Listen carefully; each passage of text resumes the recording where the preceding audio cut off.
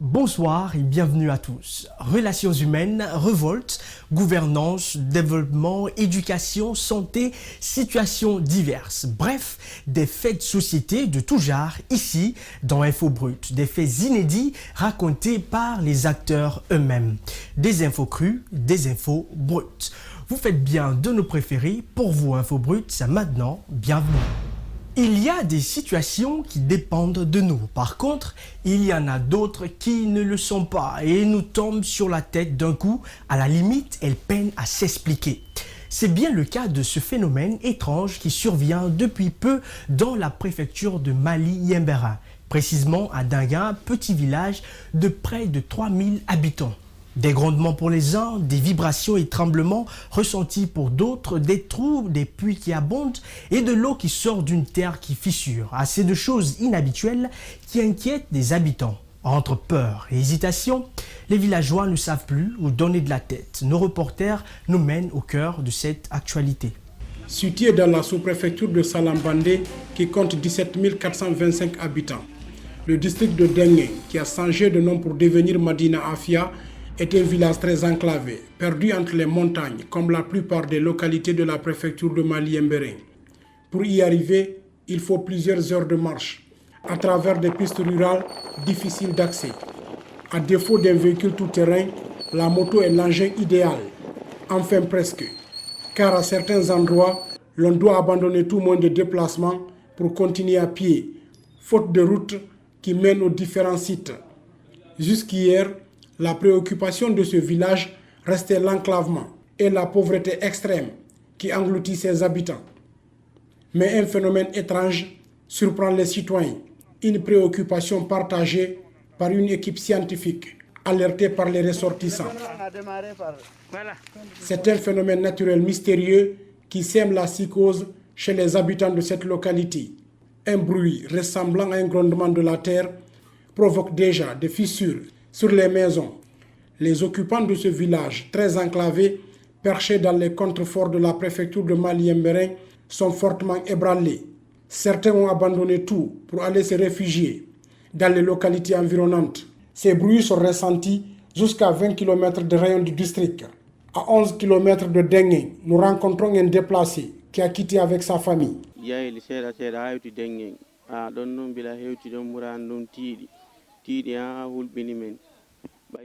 Les grondements ont augmenté progressivement. C'est ce qui a effrayé tout le monde. Quand ils surviennent, tout le monde fuit pour aller dehors. Ce qui fait que j'ai quitté avec ma famille. Les uns sont restés à Matakao et les autres sont allés à Labé. Les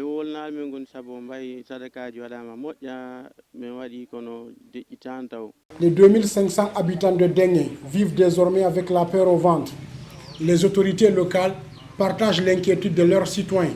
Mais pour l'heure, les causes réelles ne sont pas encore connues. Nous vivons vraiment dans la peur et dans l'angoisse, puisque c'est un événement étrange. Ça s'est passé dans les années 2014 une fois. Ça, c'était à Sarouja.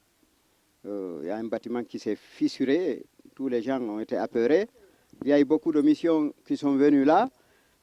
Après ça, ça s'est calmé. Maintenant, l'année dernière aussi, le 24 octobre, le même événement s'est reproduit, donc de manière encore plus virulente. Donc on a remonté, disons, l'information à l'hiérarchie. L'événement s'est apaisé dans les 2 semaines qui suivaient. Mais cette année encore, le 14 avril 2020, ça s'est répété. Mais encore de plus belle, puisque les gens étaient obligés de tenter de déguerpir, d'aller vers Matakao. Donc cela, vraiment, ça nous a beaucoup marqué. On est dans la peur, dans l'angoisse, puisque vous savez que l'autorité n'entend pas perdre ni une parcelle de terre, ni encore une population. Et si l'événement là persistait, donc vous avez vu combien de fois nous, on est marqués.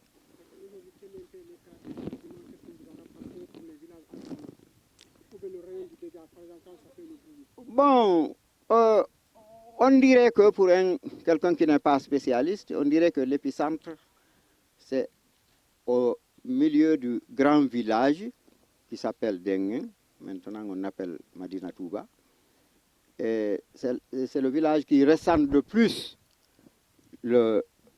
l'événement, le phénomène, le grondement souterrain, souvent accompagné aussi, il y a le bruit, il y a une vibration. Donc, le centre-là ressent plus ce phénomène-là. Mais le village périphérique aussi, plus ou moins. Depuis quelques semaines, le phénomène s'amplifie.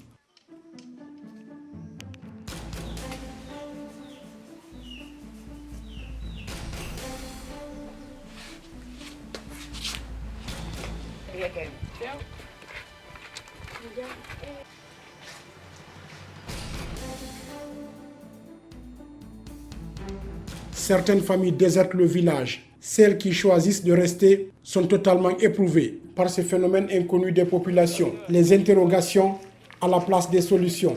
L'incertitude persiste. Ko ɗon fuɗɗi deƴƴiti haa hikka kadi ka dabbunde ɗo fewndo ɓorgol tiga fuɗɗiti kadi waɗi ɗon seeɗa kadi acciti kadi si fuɗɗiti e ɗe balɗe ɗo noon tiiɗi ko wowano tiiɗude. Nous n'avons jamais connu ce que nous vivons en ce moment. Cela a commencé l'année dernière, au moment des récoltes. Tout s'est calmé d'un coup, avant de reprendre ces dernières semaines. Maintenant, c'est très intense. Le grondement de la terre s'est fait en votre présence ici. Beaucoup de villages voisins sont touchés. À peu près, c'est 15 km de rayon de part et d'autre. Harayno dillude e koɗoli buy kawte amen ɗo. Harayno yahi kala bange kayoni kilo 15 bangeji ɗin fof. No yettoyi Madina Salambande, no yettoyi Matakaw, no yettoyi Simili, no yettoyi Dara Ñanno. Dans le district de Dengue Centre, qui est l'épicentre de ces secousses terrestres, les familles ont presque déserté les lieux. Les sages du village gardent encore leur sang-froid. Mais pour combien de temps vont-ils encore tenir? En tout cas, ils n'attendent qu'un seul message des autorités: rester ou partir. En attendant, ils pataugent dans la psychose. Si tawi uumi tun leydi ndin nde hayloto ko ɓuri kon ko hasi kon e wonde no uuma hara leydi ndin haylaki e ko ɓuri kon noon leydi ndin hayloto. Joni noon ko ɗum waɗi si anini men ha ɓey nguureji amen goo fuuti men ɗon tun dogi yaari ka bangeji ɗin ko ton woɓɓe ɓe waliro ta woɓɓe ɓe dogi yaala. À chaque fois que les grondements surviennent, la terre tremble. Nous sommes dans la psychose. Nos familles sont presque toutes dispersées, y compris ma propre famille. Nos habitations sont fortement impactées. Maintenant, nous ne savons plus quoi faire. Ce qui nous préoccupe maintenant, c'est de savoir si nous devons rester ou partir. Men tanƴini waɗi on sababe ɗon min huli joni ha feƴƴiti keerol komin yiɗi ko andude si tawi min waway wonde ɗo ko umata kon uma ɗon hara meɗen wondi e mum ko ɗum min faala humpitade. Même ceux qui ont le courage de rester dans ce village fortement impacté par ces mouvements de la terre ont les bagages prêts et dorment à la belle étoile, de peur que les habitations ne s'effondrent sur eux en plein sommeil.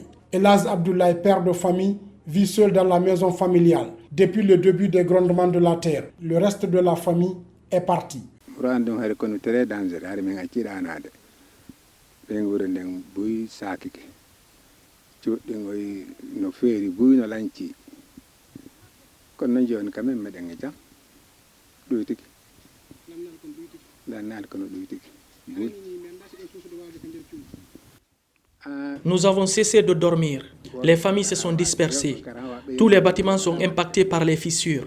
Ce n'est pas fini, mais présentement c'est un peu calme. Les familles refusent de passer la nuit dans les bâtiments. C'est comme je vous ai dit, beaucoup sont d'ailleurs partis. Mais nous qui sommes là, nos cœurs ne sont pas tranquilles. Nous n'arrivons pas à fermer les yeux. Ala holare si ɓutti no wowi ɓuttude seeɗa irito kadi hari e nde ɓutti ko si iriti giya degami jani gi sugu mum ngala haɗi men fof ɗanade haɗi men fof no mi waɗa goɗɗum mi fof ñamata yarata fof déplacé kono noon no fuɗɗi ɓuttude mi anda kono yarata. Avec la persistance des bruits, certains commencent à s'habituer et déjà ils croient connaître désormais les jours où les fréquences des secousses s'intensifient. Ce malgré ces moments difficiles.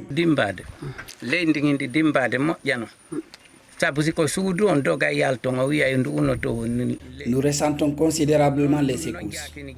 Si vous êtes dans une maison, vous avez l'impression qu'elle est en train de s'effondrer.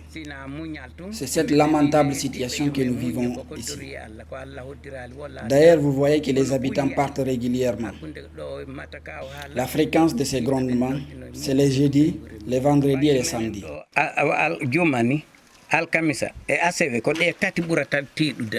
Dans les moments pénibles, la foi aide. D'ailleurs, le fidèle est suffisamment préparé à traverser les épreuves de la vie, implorer la clémence divine et caresser l'espoir de retour au calme. C'est une mission à laquelle invite l'imam aux habitants. Nous invitons nos concitoyens à renoncer au départ. Nous devons garder la foi. Comme les autorités sont là, ils nous diront de partir ou de rester. Nous espérons qu'elles nous diront de rester. Et si c'est le contraire, c'est l'inquiétude totale. D'autres phénomènes pas de moindre ont été découverts, comme la montée des eaux au niveau de certains puits ou encore des jaillissements de l'eau sur certains endroits du village, ce qui suscite des inquiétudes et interrogations. On a constaté quand même des impacts de ce phénomène. Beaucoup de bâtiments, les murs sont fissurés, les terrasses. Il y a des puits qui ont augmenté plus ou moins la quantité d'eau.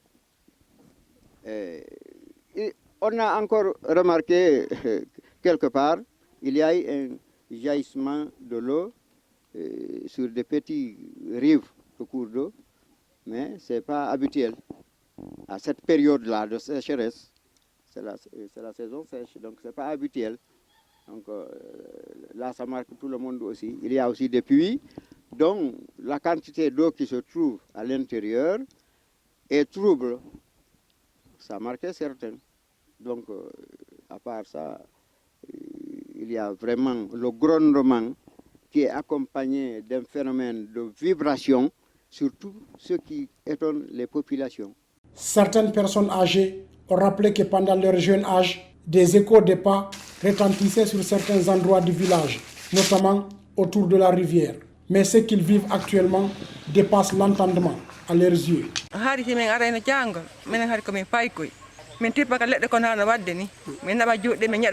Quand nous étions très jeunes, en venant à la rivière, on ressentait l'écho de nos pas sur la terre. À cette époque, il n'y avait pas de grondement. C'était juste l'écho des pas. Même en retirant les pieds de la boue, vous entendez un bruit. Mais nous ne ressentons plus cela. J'ai 60 ans d'âge. Mais les grondements qui surviennent ces derniers jours, nous les entendons énormément. Même celui qui vient de se faire tout à l'heure. Nous sommes inquiets. Nous avons nos enfants et nos animaux. Nous n'avons pas où aller laisser tout ça ici.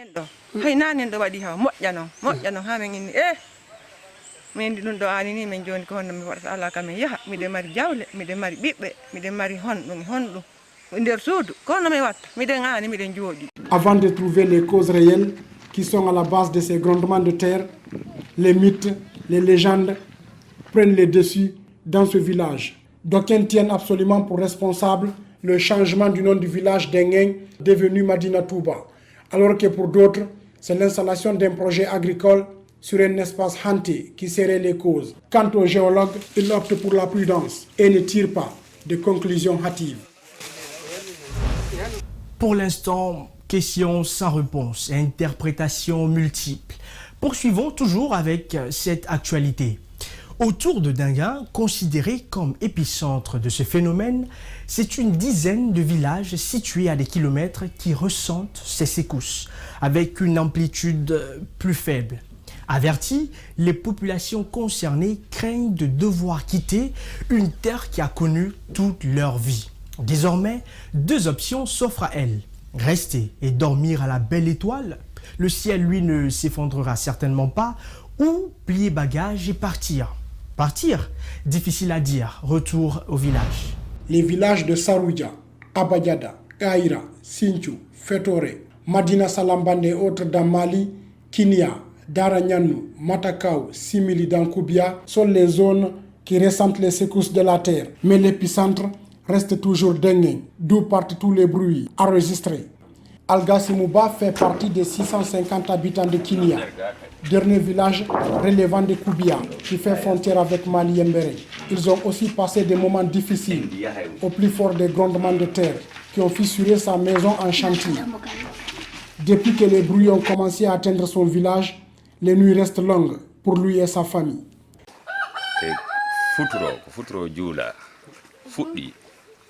Jaggiti unoyi ley men nani ko ɗumanni kon ko piiti kon yilti way wonti seeɗa. Les premières secousses, nous les avons ressenties après la prière de 19h. On a entendu quelque chose tomber en bas. Nous avons entendu un autre coup. Mais avant que le bruit n'arrive, on voit une petite lumière se dégager. Si c'est la nuit, ça peut même éblouir la vision. Le troisième coup que nous avons entendu a ébranlé tout le monde. Même les animaux dans la brousse ont poussé des cris. Et les habitants aussi ont fait la même chose. C'était vraiment inquiétant. À 4h du matin également, nous avons aussi entendu un autre grondement. À 5h10, je prenais mes ablutions. C'est là que nous avons entendu le plus grand coup. C'est comme si la maison se remuait. Moi-même, je suis tombé à côté. De jooɗi ka dambugal ɗo e jullere way wi'i miliw maƴu gollan way wi'i kum suudu ndun way wasi cowti cikkiti mi yiyanomi ka ɗuma to. Au chef-lieu tout près, l'inattendu s'est aussi produit. Avec un léger intervalle, nous sommes à Matakao centre d'Ankoubia, où vivent 17 000 âmes. Un vent de panique a régné ici un moment, mais pour l'instant, aucun dégât à ce niveau. waɗiri kannete dengen ɗon dans Salambande ɗum koye nder maali o aw haray ɓay yeƴike koye telen 5h50 yeƴi ha hewti Matakao ɗo ɓay hewti min miɗo ka suudu miɗo juuli miɗo jooɗi ka tapi min nani. C'est les mouvements de dengue que nous avons ressentis chez nous. La vibration de la terre à Matakao, je l'ai ressenti aux environs de 5 heures. Je pensais que c'est un véhicule qui a foncé sur ma maison. Je suis sorti voir de quoi il s'agit en vain. Je retourne sur mon tapis de prière. Un autre mouvement se fait. De bouche à oreille, nous avons compris que c'est un mouvement de la terre. Dans l'épicentre, c'est à Salambande. Mais chez nous, aucun impact négatif. Les mouvements ne se sont plus répétés chez nous. Mais nous sommes inquiets. Si ton voisin n'est pas tranquille, tu l'es pas aussi.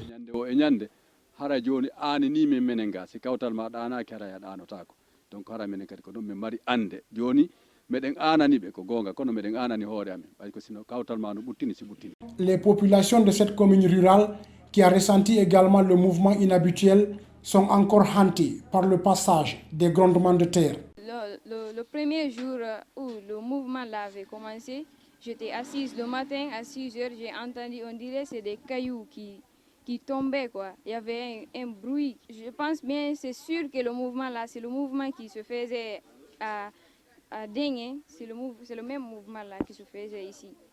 Mais c'était pas comme là-bas. Ici, c'était pas trop grave. Le samedi passé, le dimanche d'ailleurs, à 0h18 environ, il y a eu une secousse. Et moi, présentement, à l'époque, j'étais au bord de la route. Mais lorsque le phénomène est survenu, moi-même, j'ai ressenti des mouvements au niveau là où j'étais assis. Maintenant, après le phénomène, c'est-à-dire le coup, et vous allez entendre comme si c'est des cailloux qui sont en train de tomber au fond. Bon, et après ça aussi, un peu vers 5 heures et quelques environ, parce que je ne me rappelle pas exactement l'heure, quoi, mais il y a eu le même phénomène aussi. Donc, cela nous inquiète vraiment. Depuis le dernier phénomène de dimanche, le lundi, il y a eu quelques familles qui ont opté à se déplacer de Madina Touba pour d'autres pour l'Abbé et d'autres pour la sous-préfecture de Matakao, précisément au centre. Dans la localité de Fétoré, ce sont 477 habitants qui sont recensés. Dans cette localité de la préfecture de Mali-Mbéreng, les citoyens sont doublement peinés. Les fissures des bâtiments contraignent ceux qui n'ont pas encore déserté les lieux à dormir dehors. La montée des eaux en pleine saison sèche préoccupe les hommes et les femmes. Plus loin, l'on peut voir de l'eau jaillir sur la route. Les habitants du village se précipitent sur les lieux pour constater.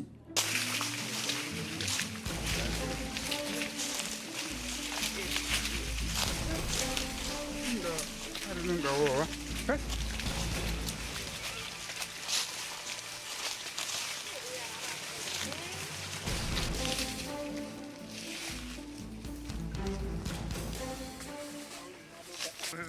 quelques distances de là, des légères fissures de la terre également visibles.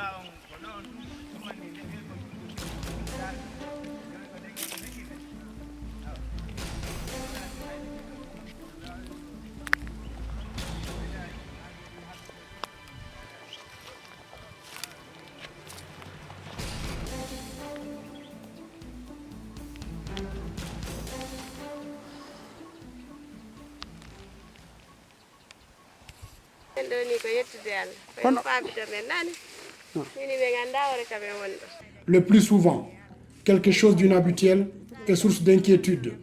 Mais fottanar ɗum ɗo waka men ga few mbeɗa wonduno ande goo kono joni ɓurti kadi waari ko ande ko woni lendi on dimbade kon bonna cuuɗi amen ko ɗum men anano fimo hande kadi noon ɓeɗe ni men ngalaw way mi yi ndiyan no tubbiran ni no yuri ka pelle no jippade eyyo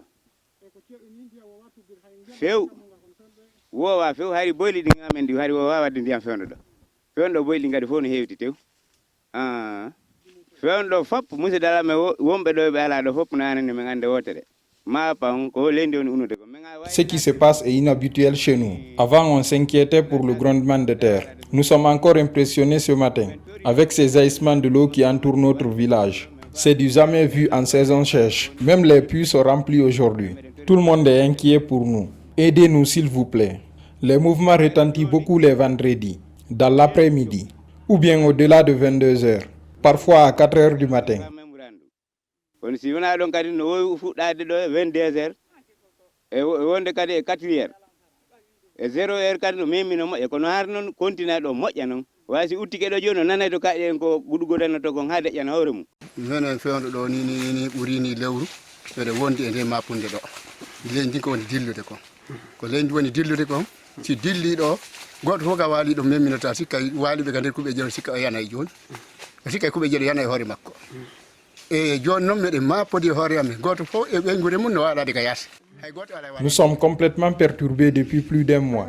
Nous avons l'impression que les bâtiments sont en train de s'effondrer sur nous-mêmes. Ces jaillissements de l'eau aussi, c'est un phénomène nouveau. J'ai 70 ans, mais c'est la première fois que je constate cela dans le village, surtout en cette période de grande chaleur. Ça nous inquiète à plus d'un titre.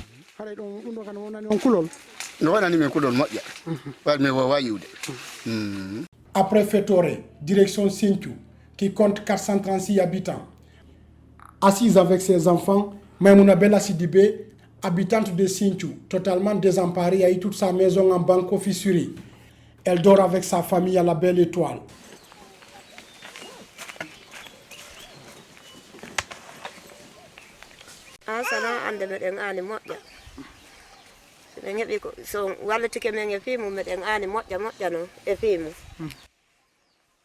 C'est un pléonasme de dire que nous sommes inquiets. Si vous pouvez nous aider, faites-le. Toutes nos habitations sont impactées. Nous sommes à la Belle Étoile. C'est par crainte que nous sommes dehors. Et c'est depuis quelque temps. Nous demandons toujours secours.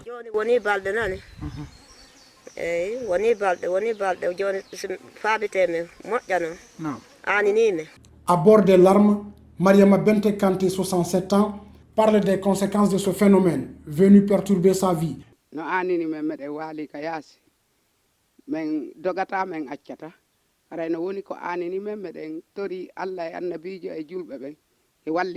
La situation nous préoccupe énormément. Nous dormons dehors. Nous sommes désemparés. Nous implorons la grâce de Dieu afin de trouver une solution. Nous avons 2 inquiétudes. La première, c'est l'impact sur nos bâtiments. La seconde inquiétude, c'est par rapport à notre famille. Nous ne pouvons pas fuir avec tout le monde. D'ailleurs, même si nous avons envie de partir, les frontières sont fermées. Nous demandons de l'aide.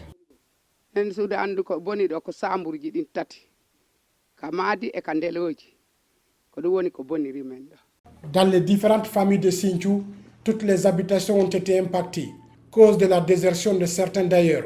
D'autres ont préféré rester dehors, comme dans les autres villages voisins.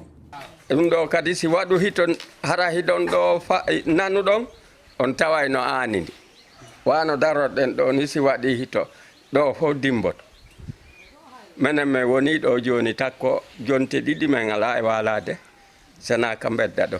Si un seul grondement se fait en votre présence ici, vous comprendrez jusqu'à quel point c'est inquiétant. Toute la terre vibre. Il y a de cela 2 semaines, nous n'osons pas rentrer dans les maisons. Nous voulons de la certitude pour canaliser les gens qui bougent. Même ceux qui sont là, ils sont là malgré eux. Beaucoup parmi nous sont partis à Dunkibanta, d'autres à Matakao. Nous qui restons sur place, nous sommes dehors. Menen hedditiɓe ɗo ɓen si hiiri goto ala natude e suudu aray on mapa ɗon meɗen wondemo. De retour à Dengue, devenu Madina Touba, des villageois nous font visiter des grottes qui ceinturent le village et c'est sous une chaleur torride. Au moins 9 cavités.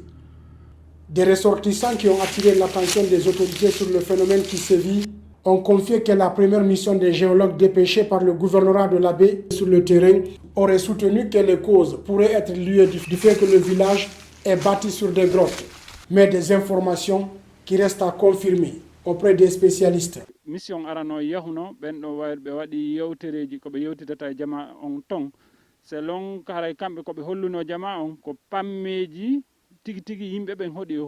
La première mission des géologues sur le terrain est arrivée à la conclusion que le village est bâti sur des grottes, qui seraient à l'origine de tous ces mouvements. Effectivement, nous avons constaté plusieurs cavités autour du village. C'était le contenu du premier rapport. Selon cette mission, c'est des pierres qui se détachent pour tomber en bas. Quant à la deuxième mission qui est arrivée, nous avons entendu 13 grondements. So jetti misal wano o mission ɗimmo yawɗo ɗo mo tawata ko ministère de mine et géologie on immini enen tigi ko tawɗaɗen ton kon waɗi laabi 13. Durant notre séjour, des émissaires du ministère des mines et de la géologie nous ont trouvés sur place. La mission a préféré ne pas s'exprimer avant la fin du rapport sur les causes réelles du phénomène. Mais hors micro, l'un d'entre eux a expliqué, je cite, « Les grottes sont des indices potentiels pour qu'il y ait des bruits sous la terre, compte tenu de l'espace vide à l'interne. » Fin de citation. Ce rapport du ministère des Mines et de la Géologie étant attendu dans les jours à venir. Mais pour le moment, c'est la psychose qui s'empare des masses. Cette situation que tu vois là, ça ne date pas d'aujourd'hui. Et puis ça fait longtemps depuis que c'est tombé. Regarde, l'arbre est déjà monté dessus. Comment tu vois? Justement, nous allons donc aller sur le terrain où nous attend notre ami Alpha Ousmane Ba. Bonsoir Aobé. Oui, bonsoir Théophile. On a pu constater que des experts ont été dépêchés pour étudier le phénomène et produire un rapport à la suite. Dis-nous, est-ce que ce rapport est disponible et s'il l'est, est-ce qu'on peut connaître le contenu? On apprend aussi que ce n'est pas la première fois. Oui, effectivement, Théophile, le rapport vient de tomber dans les mains de la direction régionale des mines et géologie de la région administrative de l'Abbé. Et dans ce rapport également, il revient sur les traces du premier rapport dressé par la direction régionale qui indique que ces bruits et la vibration engendrée viennent carrément de la chute des masses rocheuses qui tombent carrément dedans parce que, comme on a dit dans le reportage, dans le documentaire, il y a plusieurs cavités. En fait, le village est carrément bâti sur des grottes avec plusieurs cavités ouvertes partout, ce qui fait que vraiment il y a des bruits assourdissants qui sont entendus. Et dans ce rapport, c'est ce qui est mentionné effectivement. Également, ils ont fait des recommandations parce qu'ils ont dit pour construire les bâtiments avec les fissures et tout, ils ont demandé à ce qu'il y ait suffisamment de béton fort dans la construction et mettre également les chaînages. Et nous reviendrons largement après sur ce rapport parce que c'est un rapport de 28 pages, mais nous sommes juste revenus sur la conclusion. Ce n'est pas la première fois effectivement qu'il y ait de vibrations ou de mouvements de la terre dans cette zone. Mais le mouvement s'est déplacé. Avant, c'était à un autre village qu'on appelle Saroudia, situé à 8 km d'ici. Les bruits avaient commencé là-bas, mais n'avaient pas d'intensité. C'est quand les bruits sont arrivés au niveau de ce village qu'on appelle Dengue, qui est l'épicentre déjà aujourd'hui. C'est carrément 13 villages qui sont touchés, que ce soit dans Mali ou Koubia. Et les bruits continuent, mais c'est avec beaucoup d'intensité. Avant les bruits qu'on entendait il y a 2 ans, il y a 3 ans, parce que les choses ont commencé en 2014, et les bruits qui tombaient, il n'y avait pas assez de problèmes. Maintenant, du fait que il y a eu de l'intensité dans ce village et les villages environnants, ils ont carrément décidé et de quitter ces villages et de déserter. Avec l'équipe, comme vous êtes sur le terrain, vous avez pu donc toucher les réalités et disons que c'est une situation qui fait vraiment froid dans le dos. Avec cette saison des pluies qui s'annonce, déjà nous sommes au mois de juin, juillet, août, on rentre dans la période des grandes pluies. Est-ce qu'il y a possibilité de faire déménager tous ces habitants si les choses s'empiraient? Et dis-nous en même temps, est-ce que des mesures ont été prises par les autorités pour pallier à ce problème? Bon, écoutez, à l'heure où nous sommes déjà en pleine saison des pluies. La situation est vraiment dramatique pour les populations qui sont là, soit les populations qui ont le courage de rester encore avec la peur au ventre, et pour ceux qui désertent pour aller ailleurs. Ceux qui quittent ici, ils font tout pour arriver à la baie ou bien dans d'autres villages voisins où les secousses sont moins ressenties. Côté autorité, pour le moment, aucune mesure n'a été prise pour faire quoi que ce soit pour assister les gens en d'arrêt, ou bien aider à trouver des toits ou bien des tentes quelque part pour pouvoir les sauver. Actuellement, c'est des citoyens. Il y a une première réaction de quelques ressortissants qui ont trouvé, je pense, un montant de 2 449 000 qu'ils ont partagé pour l'ensemble des populations, disons, sinistrées qui sont là, qui sont dans la peur. Du côté des autorités, comme je vous l'ai dit, pour le moment, il n'y a aucune situation. Merci beaucoup. On dit donc au revoir et à la prochaine. Voilà, vous l'aurez donc compris, ce sont des populations qui vivent essentiellement du travail de la terre. Faire face à eux s'avère plus que jamais urgent. C'est maintenant qu'il faut trouver une solution avant qu'il ne soit bien trop tard. Surtout en cette période où la pandémie nous guette tous. Et voilà, téléspectateurs, c'est la fin de cette émission. Dans l'attente du prochain numéro, restez prudents et prenez soin de vous. Dieu protège la Guinée.